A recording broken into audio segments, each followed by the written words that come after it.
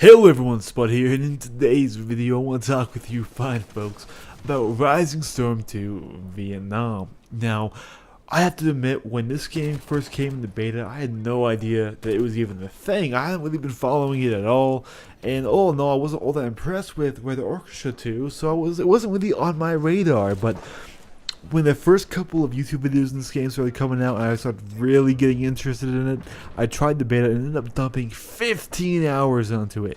That is a huge amount of time for what was a 2-day beta weekend, I think. I ended up picking the game up on day one, and I have been absolutely loving my experience for all the 37 hours I've dumped into the full game. There were a few disappointments, like the number of maps is kind of a bit too low. I feel like there should be more than 2 Supremacy maps, because Supremacy is one of the cooler game modes. And all in all, there's just some minor little things that have been annoyances, but in general, the game has been phenomenal and has quickly become my favorite and my go-to closed map shooter. By that I mean games like Call of Duty, Titanfall, Battlefield. This is the game I choose above all of those right now. It's this wonderful blend between a game as hardcore as Squad and one as approachable as Battlefield.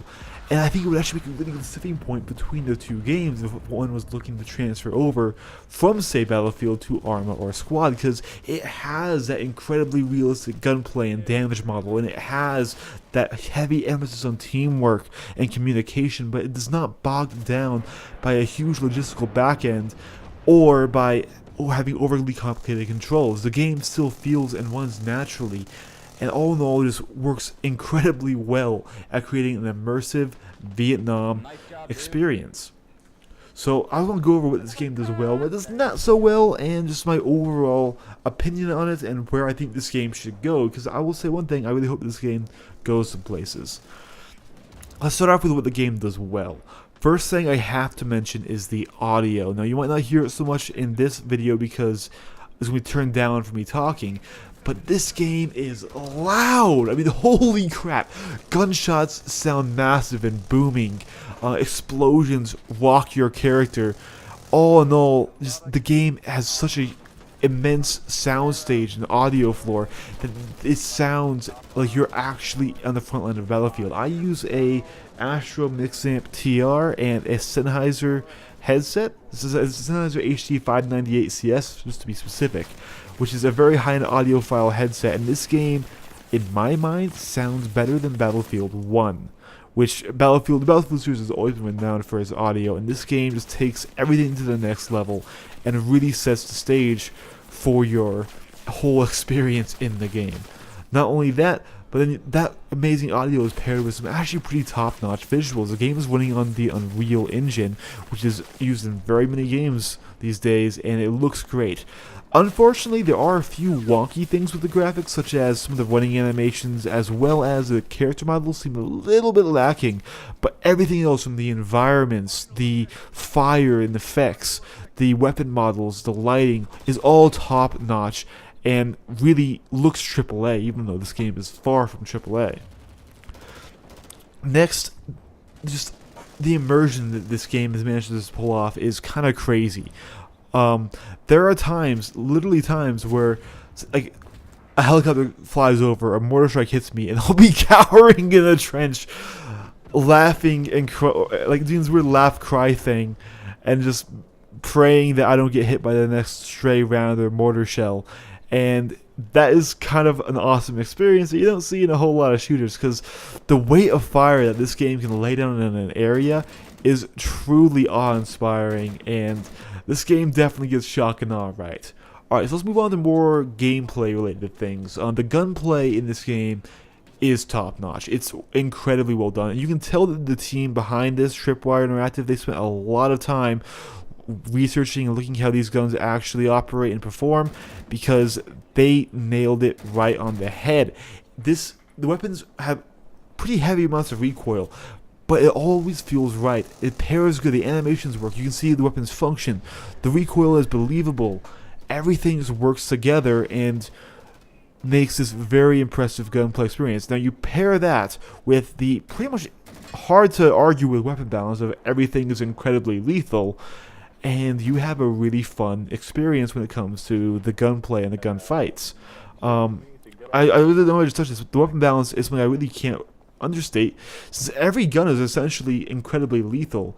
The weapon balance is pretty spot on. You can use whatever weapon you really want or care for, and you can still be extremely lethal with it. Sure, some have longer reload times than others, some have longer magazines than others, and there are things to take into account, but all in all, there's nothing that's overpowered, because everything's overpowered. Everything can knock you down in one shot if it's placed in the right spot, and that's where having that realistic damage model can really ease up and simplify the weapon balance mechanics. In a game like Battlefield, one semi-automatic rifle might kill in 2 shots, one might kill in 3, and that can lead to saying, well, why don't you always use the 2-shot kill one? And they have to sort of compromise on other parts of the weapon and make it slightly less realistic or less accurate to balance it out. But when everything kills in 1 and 2, or at rare occasions 3 shots, that issue doesn't really exist. So let's move on to what the game does not so well. In-game comms are kind of disappointing. They seem quiet compared to the rest of the game's spectacular soundstage, and oftentimes I can't hear what my commander is saying because he just dropped an audio track right next to me. My guy's going deaf. Realistic, but kind of annoying when you're trying to coordinate as a team, especially because this game has such a massive emphasis on teamwork. Next is the Napalm, or the flamethrower, or really anything related to do with fire. This game suffers from Battlefield 1's your clothing is made out of gasoline mechanic, where essentially if you step your left toe in fire, your character will burn to death in a matter of 3 seconds. Alright, and it's pretty crazy. If the napalm strike goes on you, it doesn't matter who you are, American, Viet Cong, you're gonna burn, and you're gonna burn fast. There's no way to get away from it, there's no way to hide from it. Diving in water doesn't seem to help, and it seems like that needs a little bit of tweaking, at least on making it so, like, especially if there's a little bit of flames on the ground, that you don't completely burn to death and, you know, spontaneously combust. Next, which, now some people are gonna disagree with this, but I feel like the game has a little bit too much of a reliance on the commander role. Now, this might be just because this game is new, but most commanders aren't all that great. And if your team doesn't have a commander who knows how to work well with his squad leaders and knows how to use his abilities well, you're going to have an incredibly hard time capturing any objectives, because the commander role is such a vital role. The commander can respawn your troops, he can deploy tactical support and strikes against enemy positions, he can call on recon and others, and do lots of things that are essentially required to push up into a game. Especially like on the territories game mode, where especially when you're playing American, where you always have to push forward in advance, enemy positions can get very entrenched, and you need to soften them up with something, so either an airstrike or a spooky or something before your troops go in there. Otherwise, they're just going to be torn to shreds. And if you have a commander who's not doing his job right, your team will suffer immensely for it. Now, some might say that's a benefit because that's realistic, and that's actually a reason to kick people out of the commander slot and, you know, mutiny up and get a new guy in there. But I feel like that needs to be addressed in some way. And finally, the game launched with some pretty hilarious glitches, whether it's flying soldiers when you shoot them, or invisible torsos on guys manning the Dishka-mounted guns, as to just general bugginess and crashes, such as not being able to join servers or having your game freeze. I feel like all these will be addressed with the coming months after launch, and I'm not too worried about them, but it's something I want to address. So, all in all, Rising Storm 2 is an absolutely fantastic shooter that can hold its own with any AAA powerhouse on the market. A game this well done should definitely make the jumps to consoles, so console gamers can experience this phenomenal game and get a taste of the milsim genre, which recently has been PC exclusive, which is kind of sad to me. I don't like exclusivity. I feel like every gamer should be able to experience as many games as possible. So I am all for this game making it to the console. I'm even planning on making a custom set of keybinds and trying out this game with the controllers to see if it really would work. Anyways, guys, that's all I have to say in today's video. I hope you enjoyed. If you liked the video, please hit that thumbs up button. It helps me a ton. If you dislike it, well, then dislike the video and let me know why in the comments below. Anyways, guys, thank you so much for watching, and I'll see you guys all on the next video. Bye-bye.